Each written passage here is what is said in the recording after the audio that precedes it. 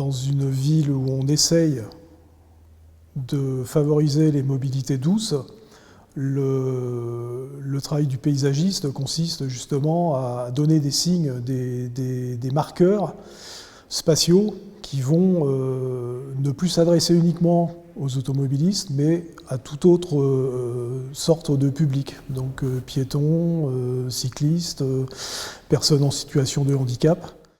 D'avoir un lieu qui est soigné, ça incite sans doute beaucoup plus le public à le respecter qu'un lieu banal, quoi. À mon sens, le fait d'offrir quelque chose d'esthétique, donc qui par essence ne sert à rien, mais qui est indispensable, et que tout un chacun peut ressentir, on améliore aussi je pense, les rapports des gens à leur environnement, et quelque part on influence un petit peu, j'allais dire on influence un peu le climat, mais dans le bon sens du terme, quoi. Au sein du comité départemental handisport, notre mission principale, c'est d'aider en fait les personnes en situation de handicap physique et ou sensoriel à avoir une activité physique sportive. Donc on fait beaucoup de liens avec tous les clubs qui sont dans le département, et on sensibilise aussi au handicap au grand public.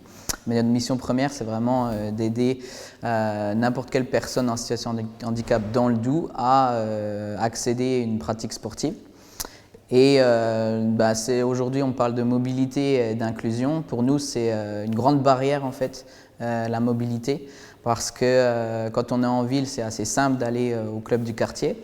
Mais dès qu'on s'éloigne un peu des villes, ça devient beaucoup plus compliqué. Et donc pour nous, c'est important en fait, de travailler en réseau avec tous les acteurs pour être accessible.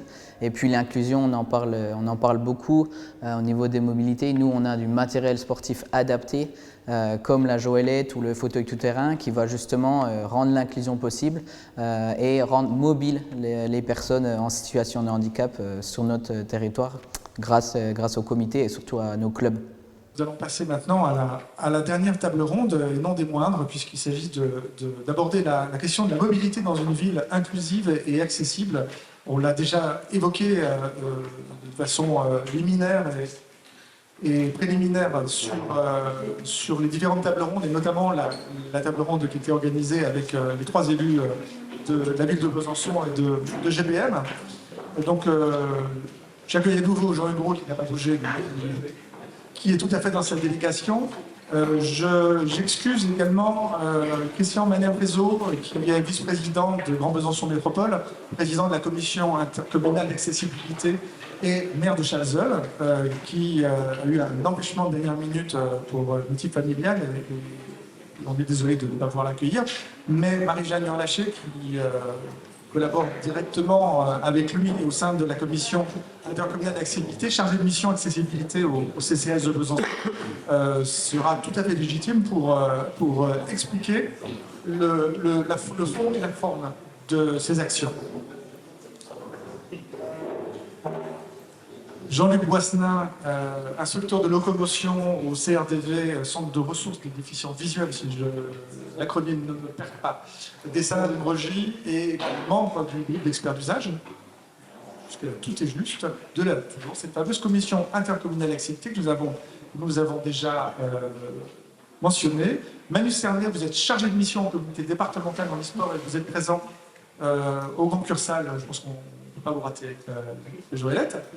Et puis, 2 collègues, Victor Gauvin, chef de service, service études, travaux, direction des mobilités, que j'ai un plaisir à retrouver, parce que vous fréquentez par le passé, ainsi que Thierry Bedu. Alors vous êtes cadre expert paysagiste.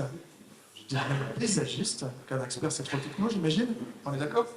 Paysagiste à la direction des grands travaux, et donc vous êtes complémentaire, mais vous intervenez et vous nous expliquez comment et pourquoi, et comment la culture profonde de votre travail est maintenant modifiée par les dimensions de ville inclusive, de ville accessible, de ville apaisée, et comment vous êtes passé de contraintes techniques, de culture purement technique et réglementaire, voire même physique, à une culture beaucoup plus sociale, en tout cas beaucoup plus inclusive. Jean-Hugues Roux, vous voulez peut-être quelques mots sur Oui. l'ensemble de l'accessibilité Oui, alors, très large. au niveau de l'accessibilité, je représente et j'ai comme délégation l'accessibilité au niveau de la ville de Besançon. L'accessibilité, moi je crois qu'elle commence en amont par la sensibilisation pour changer les regards. C'est très important parce qu'une personne, des fois en situation de handicap, elle se sent mal parce qu'on a des visages, Pour moi, c'est très important. Je voudrais déjà remercier Marie-Jeanne qui fait un travail considérable et aussi toutes les associations qui participent à cette commission intercommunale. Dernièrement, moi je travaillais avec la Fondation Plurielle et puis il y avait pour les personnes handicapées intellectuelles le facile à lire et à comprendre. Et puis j'espère qu'on y arrivera avant la fin du mandat, c'est pouvoir mettre des encarts pour que les personnes handicapées qui n'ont pas accès à l'écriture puissent être autonomes dans la ville. Je crois qu'on aura. C'est des pictogrammes. Mettre des pictogrammes pour que les personnes puissent déambuler dans la ville. Et puis, donc, ces deux choses. Moi, je remercie toujours les associations qui font un travail. Je suis souvent en contact avec elles, ces associations qui font un travail vraiment formidable.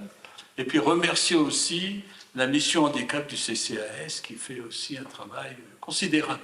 Et maintenant, voilà un petit peu mes propos préliminaires. Marie-Jeanne, je peux vous laisser décrire ce que vous connaissez par cœur, parce que c'est le quotidien de votre mission, à savoir à la fois la commission intercommunale d'accessibilité, mais surtout, c'est la spécificité et l'innovation propre à Besançon. Alors maintenant, c'est plus une innovation, parce que ça fait quand même quelques années, mais le groupe d'experts d'usage.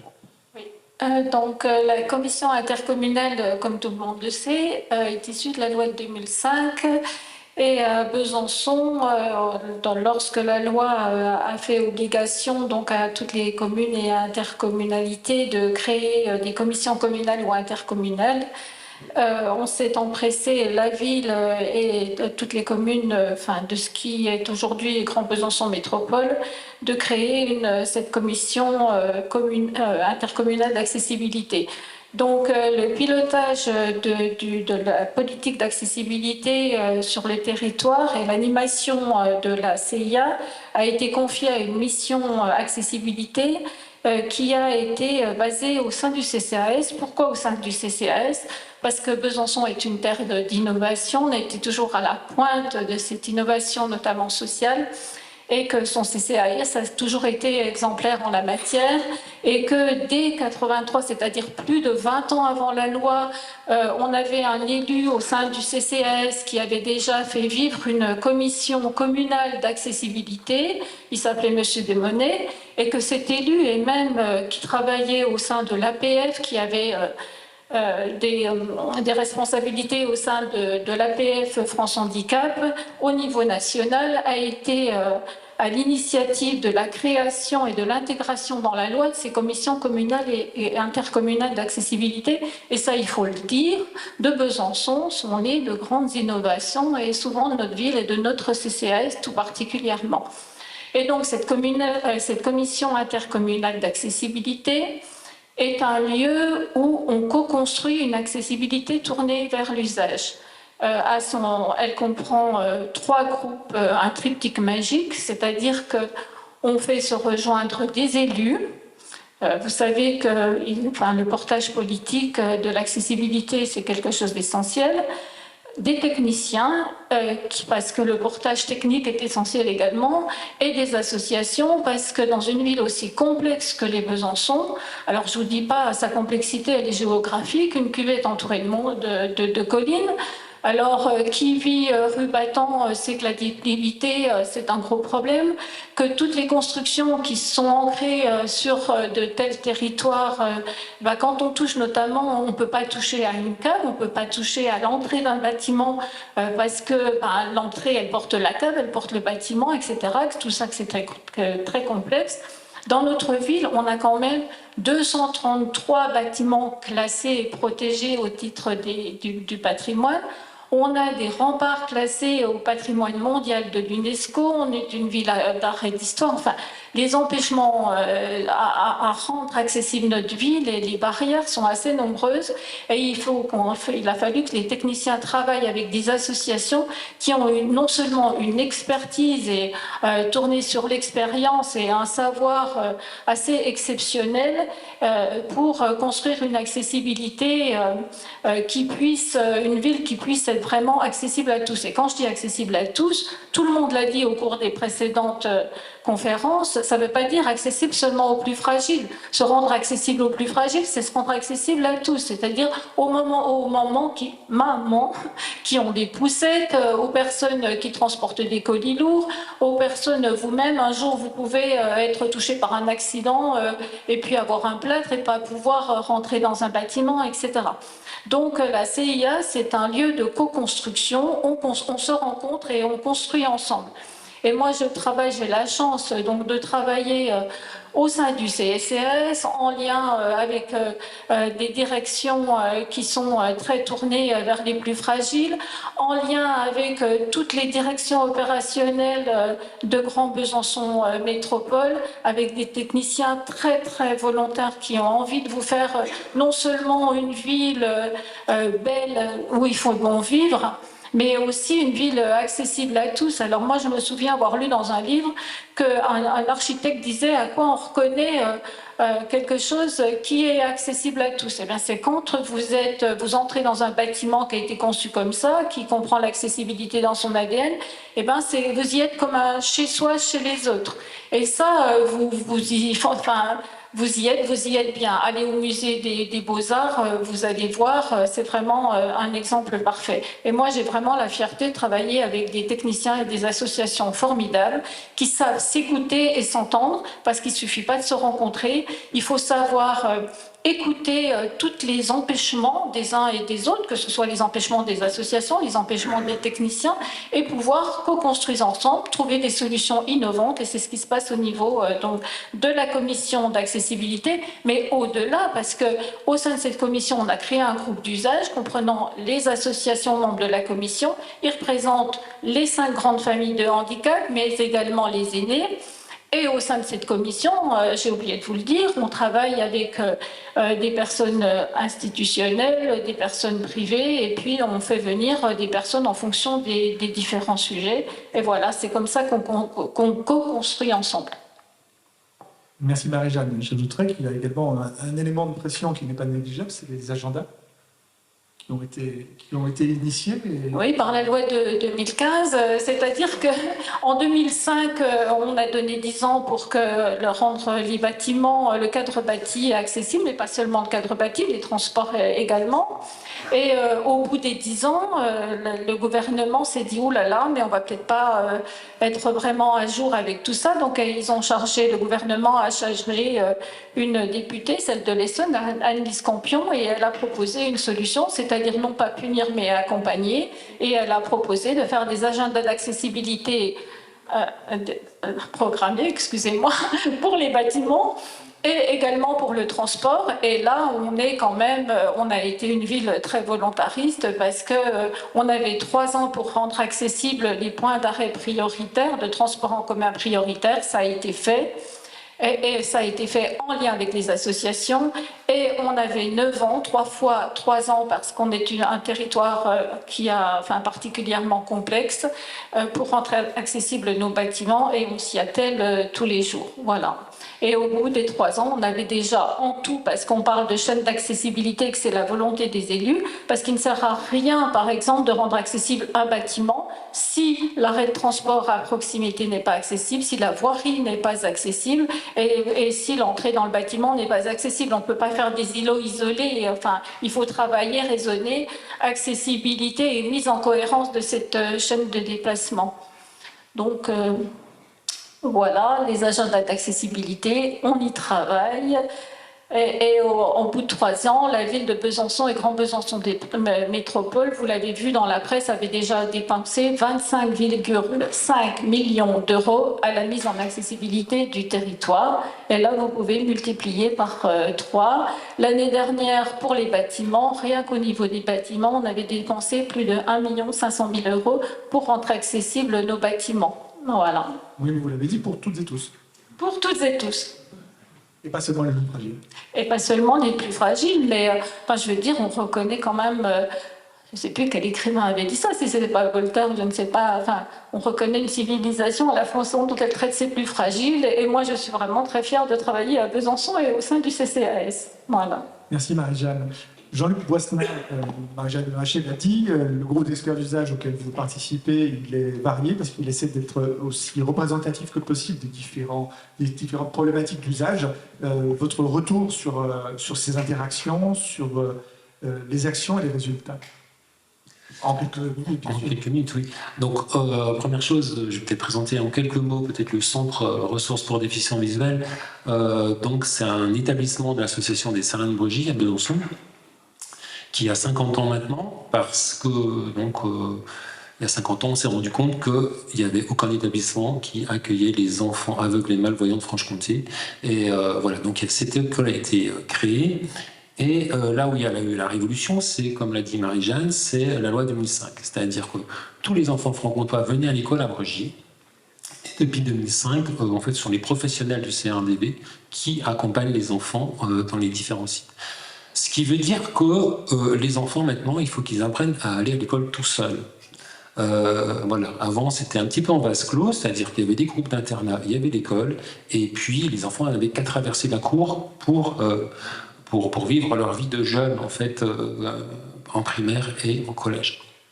Maintenant, les jeunes aveugles et malvoyants de Franche-Comté, ils se déplacent en bus, ils se déplacent à pied, et je crois qu'il faut bien différencier le handicap de la situation de handicap. C'est-à-dire qu'on peut être handicapé visuel, c'est-à-dire qu'on a une déficience visuelle, on a une maladie, on a un syndrome qui se porte sur les yeux et on voit mal ou on voit pas.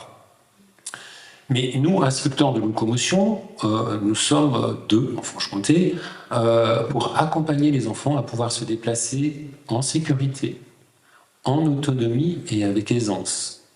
Mais pour ça qu'on a besoin de travailler avec les collègues de la ville de Besançon, mais aussi avec Lons, mais aussi avec Dole, pour aménager l'environnement. Dès l'instant où une personne aveugle, elle sait se déplacer avec sa canne. Mais encore faut-il que l'environnement soit propice à un déplacement en sécurité. Et c'est pour ça qu'on a besoin de ce dialogue qui n'avait pas lieu avant, je pense que du fait de la loi d'une part, mais du fait de l'isolement quelque part des personnes en situation de handicap visuel. Voilà. Alors, mon sentiment par rapport à ça, ça fait 15 ans que je travaille, donc que je suis un membre de la CIA, moi je m'en réjouis. Je m'en réjouis pourquoi ? Parce que en fait, c'est un forum où se réunissent les élus, les techniciens, les associations, comme l'a dit Marie-Jeanne, avec toutes les familles du handicap. Et j'ai envie de dire, c'est une transformation personnelle. Moi, je suis spécialisé pour la déficience visuelle. Quand je vais dans la rue maintenant, quelle que soit la ville, j'ai une approche, j'ai envie de dire, multi-handicap, quelque part. Et on apprend à travailler, à voir global et à penser complexe. Ceux qui pensent simple, à mon avis, se trompent, c'est qu'ils oublient une partie du problème. Et je pense qu'on est toujours dans cette écoute et dans la recherche d'un compromis le plus intelligent possible. C'est pas un compromis, c'est pas de la compromission, non, c'est qu'est-ce qui, pour les personnes en fauteuil, ils ont besoin qu'il n'y ait pas trop d'obstacles. Les personnes qui ont une canne, ils ont besoin qu'il y ait quand même des éléments significatifs au niveau de la qualité de revêtement pour pouvoir se situer dans la rue. Donc il faut qu'on trouve, avec les responsables de la voirie, avec les responsables des grands travaux, avec les autres familles de handicap, le compromis le plus intelligent possible. Et on travaille à ça, donc on avance, ça ne marche pas, on corrige. Et c'est ce dialogue-là qui s'inscrit dans le temps que je trouve est super intéressant. Donc, et ça, c'est vrai pour les enfants. Mais ce que je dis toujours aussi, il ne faut pas penser que quand on est aveugle et malvoyant, si vous allez à la campagne, vous êtes isolé. parce que vous ne pouvez pas conduire. Donc il faut des transports en commun. Donc tous les jeunes déficients visuels, aveugles, fortiori aveugles, vont aller dans les grandes villes. Et Besançon est une ville universitaire. Donc tous les jeunes qu'on accompagne font plutôt leurs études supérieures ici, à Besançon, et après, soit trouvent du travail à Besançon, ou vont sur Paris. Voilà. Donc ce qu'on leur apprend, ça va servir par ailleurs, mais il faut penser les générations après, parce que j'ai un deuxième statut, je suis auto-entrepreneur, et je travaille en tant qu'instructeur de locomotion, et je travaille avec l'association Voir et Percevoir de Bourgogne-Franche-Comté. Parce qu'en Franche-Comté, il n'y a aucun service pour les personnes aveugles. Dès l'instant où vous avez 20 ans, il n'y a plus rien pour vous. Donc l'association Voir et Percevoir, rassemble un certain nombre d'auto-entrepreneurs pour aider les personnes qui, du fait d'un accident ou du fait de l'évolution de la maladie, peuvent se retrouver en cécité. Et je pense aussi aux personnes âgées, on en parlait avec Daniel aussi, c'est qu'avec l'âge, il y a 30% des personnes de plus de 75 ans qui ont le risque de développer une DMLA, dégénérescence maculaire liée à l'âge. Donc ça veut dire que penser l'inclusion, c'est penser à tous, mais dès aujourd'hui. Voilà. Je sais pas, je sais la parole à mes collègues.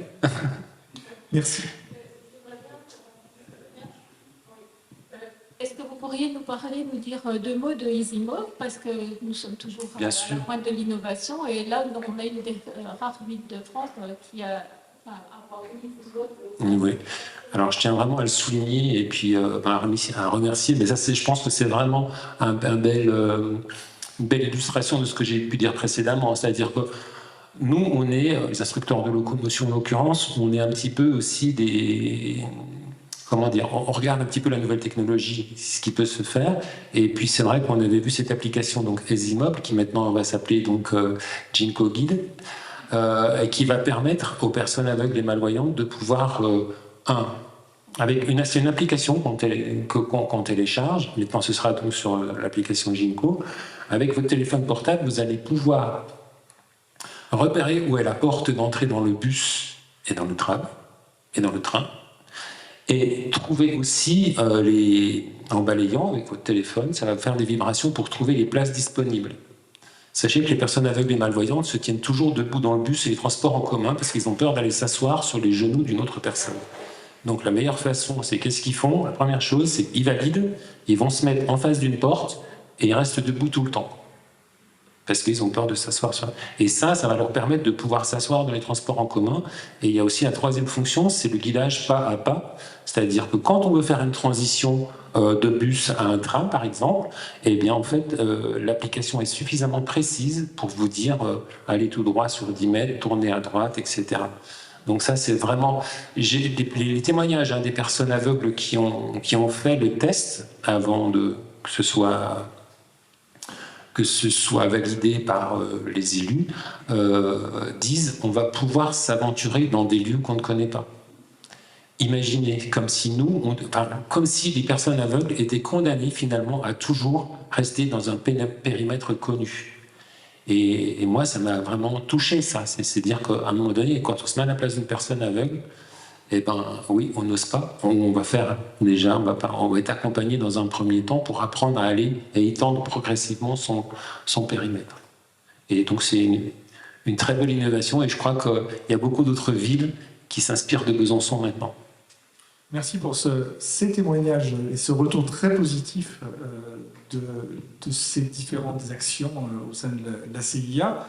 Victor Gauvin, on ne peut qu'adhérer à ce besoin de répondre à une attente, pas seulement sociale, mais humaine, d'une ville inclusive et accessible. Maintenant, quand on est chargé des études de travaux à l'échelle du Grand Besançon Métropole, comment on y répond? Parce que, je le disais tout à l'heure, on doit également concilier avec des impératifs techniques, réglementaires, parfois qui sont inverses à la réglementation qui est attendue au sein de la CIA. Et puis tout simplement financier. Comment on fait, comment on peut changer la culture et comment on arrive à innover? C'est effectivement, je rejoindrai un petit peu ce que mes collègues ont dit et les partenaires, c'est que ici à Besançon, on a quand même la chance que, et de plus en plus, je trouve, un dialogue s'installe pour co-construire ensemble les aménagements. On est toujours en recherche d'amélioration, hein. Donc moi, je fais partie du département des mobilités. Donc dans l'accessibilité, on agit à plusieurs niveaux, hein. Donc effectivement au niveau des transports, puisqu'on a la direction de transport au département des mobilités, mais on a aussi les différents aménagements de requalification d'espaces urbains, mais on a aussi l'entretien du quotidien et les carrefours à feu, et voilà. Donc on essaye petit à petit dans nos actions d'améliorer effectivement le quotidien de tous et de toutes les mobilités. On parle effectivement des personnes à mobilité réduite, des personnes handicapées, mais on parle aussi du cyclable aujourd'hui où on agit énormément, des différents réseaux de transport. Et donc, dans le cadre notamment de l'instance qui est la CIA, la Commission intercommunale d'accessibilité, on arrive justement à trouver des compromis d'aménagement. On va donc effectivement, il y a eu des débats hein, d'ailleurs qui ont existé sur les ressaut par ressaut, justement pour les repères des malvoyants ou non-voyants dans l'espace public. Est-ce qu'on laisse un ressaut pour repérer qu'on est bien sur le trottoir ou pas le trottoir? Un ressaut l'absence de ressaut est intéressante pour les personnes en fauteuil. La présence de ressaut est intéressante pour les personnes malvoyantes. Donc c'est toujours une histoire de compromis. Aujourd'hui, on a d'autres enjeux qui sont les enjeux climatiques qui nous guident aussi et qui peuvent effectivement améliorer le confort, mais parfois apporter des obstacles sur les trajets.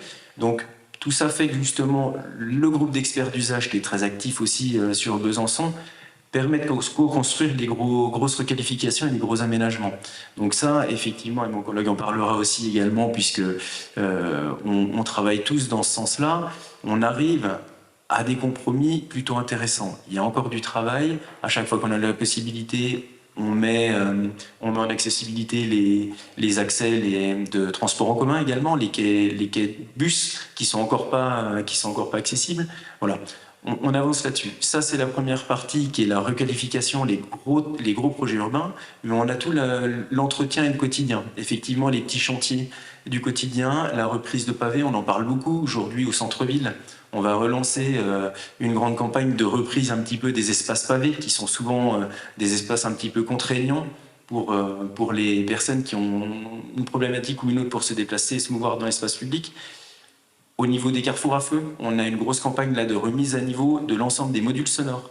Il faut savoir que l'ensemble des carrefours à feu doivent être, à partir du moment où on a une traversée piétonne qui donne un feu vert aux piétons, doivent être équipés d'un module sonore. Un module sonore qui est activé par une petite zapette, quoi, un petit boîtier qui, pour les malvoyants et non-voyants, qui permet de savoir se situer, où est-ce qu'ils doivent traverser, quand est-ce qu'ils peuvent traverser. Voilà. Il y a encore des sujets justement sur le niveau sonore, voilà. Mais on travaille ensemble et on essaye de co-construire la ville de demain pour qu'elle soit le plus accessible possible. Voilà. Je pense avoir fait à peu près le tour de la question. Oui, mais on pourrait faire une après-midi entière sur le sujet. Complètement. On peut, dans les détails, oui, effectivement. On y pensera. Oui. Très bien, merci Victor. Thierry Ledu, vous êtes paysagiste. Oui. Grands travaux, Grand Besançon Métropole. C'est ça. Beaucoup de grands. C'est une grande vision. Dans paysagiste, il y a paysage. Le paysage urbain, comment il a un sens social? En dehors simplement de la question de l'accessibilité, simplement de l'inclusion du vivre ensemble. Alors moi, le paysage, c'est d'abord un concept d'esthétique. Donc en gros, ça ne sert à rien, mais c'est indispensable. Moi, tout mon travail consiste à retrouver les conditions pour qu'il y ait du paysage. En fait, un paysage, c'est un cadrage à un instant T qui propose à l'œil une composition harmonieuse. Et là, on parle de paysage. Alors, bon, pour les personnes en situation de handicap visuel, ça ne va pas forcément être très parlant. Il n'empêche qu'une ville accessible, c'est aussi une ville résiliente, et que le paysage aujourd'hui intègre évidemment une grande part au végétal, surtout en ville. On a la gestion de l'eau, des eaux pluviales qui sont aussi très importantes à prendre en considération dans les aménagements.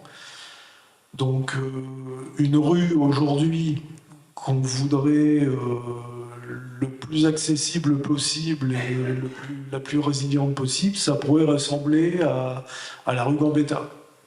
C'est un aménagement pilote, donc il y a des choses qui sont encore en discussion, en essai. On a beaucoup échangé avec Jean-Luc Boisselin et son collègue pour trouver une continuité sans redessiner un trottoir, enfin 2 trottoirs et une chaussée.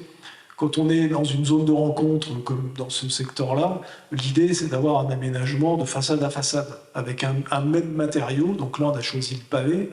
Pourquoi le pavé? Parce que le pavé, il a une durabilité qui est des dizaines de fois supérieure à un revêtement d'enrobé. Il permet, par le biais des joints entre les pavés qu'on a majoritairement gardés perméables, avec simplement un remplissage en gravette, c'est-à-dire en sable, on a rendu en gros presque les 2/3 de la superficie totale de la rue semi-perméable. C'est-à-dire que toute l'eau qui est captée par ces joints permet de rafraîchir au global le sol. Il y a également, vous avez peut-être pu remarquer si vous êtes passé dans cette rue, un système de caniveau qui sert également au guidage pour les personnes aveugles, mais qui récolte surtout les eaux de surface quand il y a une pluie un peu plus importante et qui arrose en priorité, qui irrigue. En fait, les caniveaux sont reliés à un drain qui innerve le dessous des espaces plantés et en cas d'aléa important, un orage un peu violent, si ces caniveaux se mettent en charge, il y a une deuxième possibilité qui fait que les eaux, elles vont pas déborder dans la rue, elles vont aller dans le réseau d'eau pluviale qui a été installé en premier, quoi. Donc en fait, ça veut dire quoi? Ça m'éloigne peut-être un peu des mobilités, mais tout ça, c'est pour dire que c'est un ensemble qu'il faut à la fois... moi, j'intègre évidemment toutes les questions d'accessibilité quand je réfléchis à un aménagement, mais je réfléchis surtout à recréer des conditions du paysage, c'est-à-dire des petites choses, c'est-à-dire on a un azimut, on a une perspective sur une rue, bon, je préfère y mettre un arbre qui va avoir une signification, qui va agrémenter un carrefour, plutôt que d'avoir l'arrière d'un véhicule garé ou que sais-je. Voilà, c'est des petites choses comme ça. On ramène aussi, bon, j'ai oublié, il y a tout le volet biodiversité, parce que quand on végétalise, on contribue à compenser la perte de biodiversité qu'on a par ailleurs. On a un cadre agréable, accessible, résilient, praticable quand il fait très chaud. Voilà. Merci. Manu Cerdet, les précédents intervenants de cette table ronde œuvrent tous au service d'une ville plus inclusive, plus accessible, plus apaisée. Marie-Jeanne l'a dit pour toutes et tous. Vous êtes chargé de mission au comité départemental handisport. En parlant de mission, est-ce que la mission du handisport, c'est pas aussi de pousser à cette accessibilité par simplement l'accessibilité au sport, qui est, je ne veux pas dire une accessibilité ultime, mais sans toute la chaîne d'accessibilité, on ne pourrait même pas parler d'handisport. Oui, c'est vrai que tout ce qui a été dit avant, on parle d'accessibilité de base, enfin on va dire que c'est la base. C'est de dire, ok, je suis capable d'aller et de traverser la route. Quand on ajoute quelque chose, comme les activités physiques sportives, ben, on peut rajouter des barrières, parce qu'il y a plusieurs problématiques, nous, dans notre monde, on va dire. La première, c'est, la plupart du temps, quelqu'un de valide va vouloir faire du sport, il va au quartier, il va jouer au foot, et puis il va aller à pied 5 minutes, puis il va faire sa pratique. Dans le monde handisport, il y a moins de clubs, parce qu'il y a moins de pratiquants, puis parce qu'il y a moins d'accessibilité. Et donc, du coup, ça ajoute un problème de mobilité. En ville, quand on habite à Besançon, on va dire qu'on a de la chance, parce qu'il y a plein de services qui sont mis en place pour se déplacer. Mais dès qu'on sort de la ville, ça devient vraiment plus compliqué en fait, à justement trouver le sport qu'on veut faire et d'y accéder. Parce que dès que vous parlez d'un gymnase, d'un entraînement qui va être de 20h30 à 22h30, eh ben, d'y aller, ok, on y arrive peut-être, mais de rentrer chez soi, ça devient plus compliqué. Donc on a déjà toute cette dynamique-là en fait qui va être compliquée en fait au niveau de l'accessibilité. De dire ça devient presque un luxe en fait pour certaines personnes en situation de handicap de pratiquer du sport. Et puis il y a l'autre volet où nous en fait on essaie avec le comité départemental et régional, c'est au niveau du matériel sportif adapté très cher. Donc nous ce qu'on fait en fait au comité régional handisport, on a un parc matériel qui est assez conséquent, on a beaucoup de matériel sportif qu'on met à disposition en fait de nos licenciés. Donc n'importe quelle personne en Bourgogne-Franche-Comté qui a une licence en handisport, eh ben, il va pouvoir regarder en gros dans notre catalogue de matériel, dire ce week-end j'aimerais bien aller me balader avec ma famille, je vais venir au comité, je vais prendre la joëlette et puis la redonner. Et c'est aussi ça en fait qu'on essaie de mettre en place, c'est de justement essayer d'enlever les barrières en fait qui existent. Il y en a encore beaucoup, mais on essaie du mieux qu'on peut en fait de mettre des choses en place pour justement que les personnes qui sont en situation de handicap dans notre région puis dans notre département, d'avoir au moins, on enlève le côté matériel. Et après, il y a plein de choses qui se passent aussi avec les acteurs. On a une joëlette qui est dans la salle à côté. On a aussi, il y a un projet qui a été fait, je crois que c'était il y a 2 ans, projet Randocap à Besançon, où le but c'était de rendre des sentiers de VTT accessibles en fait au FTT, au fauteuil tout-terrain. Donc ce fauteuil tout-terrain, en gros, on a 4 roues et c'est pour des personnes qui sont la plupart du temps paraplégiques ou tétraplégiques. En fait, il y a tout un sentier qui part du fort de Brugy qui a été rendu accessible en fait. Parce que c'est toujours la même problématique, c'est qu'on n'a pas forcément les mêmes engins. Donc n'importe quel... nous, on est beaucoup dans le plein air. Le comité handisport, au niveau de la région, on aime bien être dehors. Et dès qu'on va dehors, on est sur les routes, ça va bien. Mais dès qu'on sort des routes, ça devient un peu plus compliqué. Donc c'est aussi en fait travailler avec les acteurs, travailler avec les partenaires pour pouvoir rendre en fait même la nature plus accessible. Nous, on a le matériel. Après, il faut que... on va dire, on prend la joëlette quelque part, il faut être sûr qu'il n'y ait pas une barrière qui soit plus petite que 50 cm pour pouvoir passer la joëlette. Donc ça, c'est, on va dire, on fait du mieux qu'on peut avec ce qu'on a on va dire, dans notre belle région. Merci, voilà, un objectif concret de tout ce à quoi peut mener le travail de nos collègues et partenaires.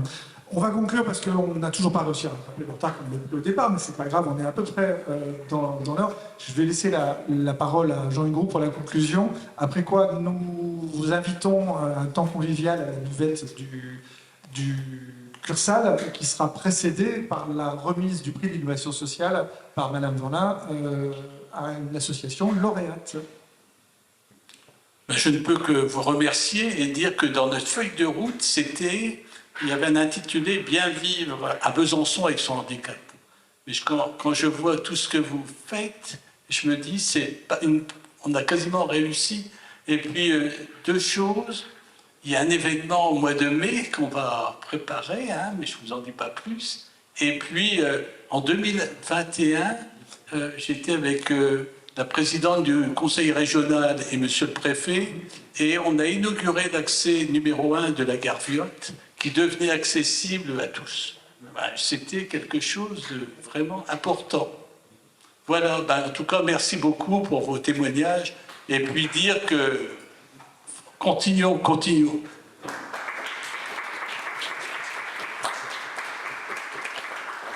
Merci à l'ensemble des participants, élus, collègues, partenaires associatifs et puis visiteurs qui ont donné leur temps, qui ont certainement aussi beaucoup d'autres missions à remplir.